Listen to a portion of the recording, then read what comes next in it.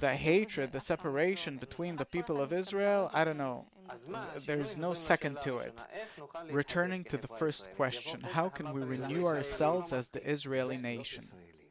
This is not Israeli, first and foremost.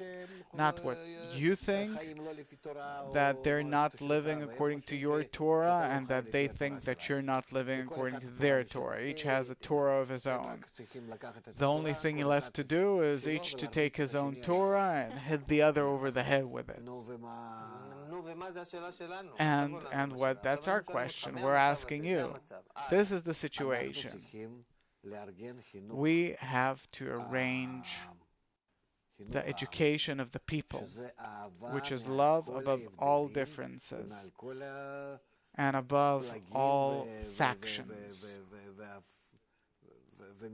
and parties and everything there is between us.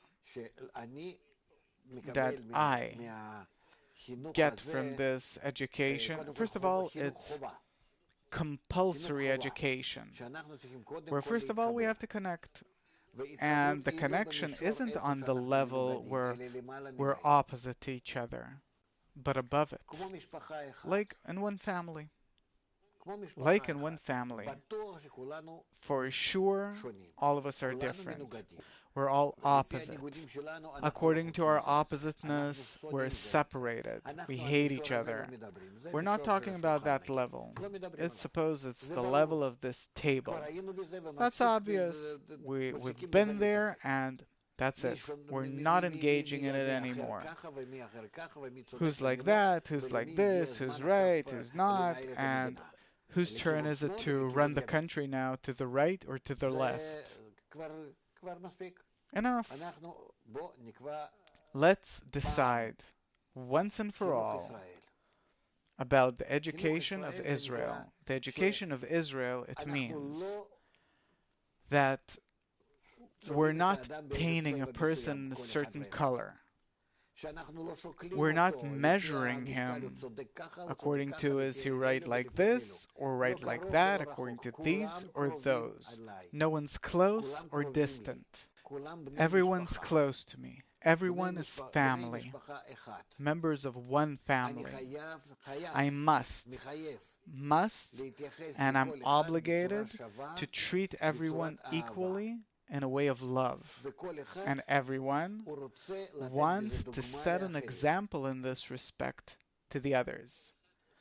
Everyone makes as if he really loves the others. He treats the others as if the other is his relative, his child. This is how we treat each other.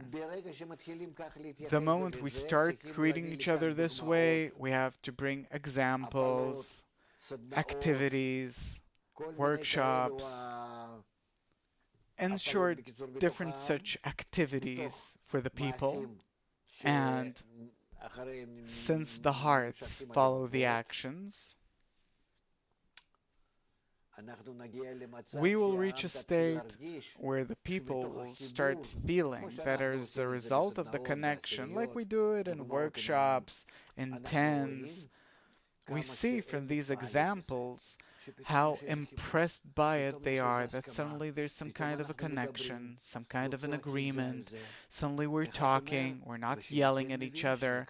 Someone says something and the other understands that, yeah, it's really so. And we're talking about something that doesn't have to do with our life where we're opposite to one another.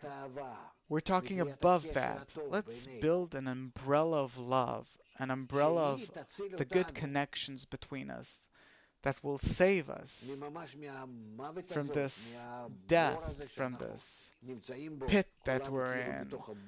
As if all of us are in this black pit, and in there we have this horrific struggle between us, eating each other up. Let's make this education as something necessary for the people. This is truly the education of Israel, where Abraham, our patriarch, back then in Babylon, started inserting it into us. And then we also came to it on Passover, during the Exodus from Egypt, where we wanted to connect and we couldn't. That's called the Egyptian exile, the rule of Pharaoh between us, the ego that rules between us, that's burning us, that's not allowing us to unite. That is the rule of Pharaoh. And let's want just a bit to be connected. And when we'll want it, we'll reach a state where, yes, we can come out. We can also understand that it is possible to exist above this ego, that all of us can reach a compromise, very special one, which specifically comes to us as a result of climbing Mount Sinai, in Hebrew meaning a mountain of hatred.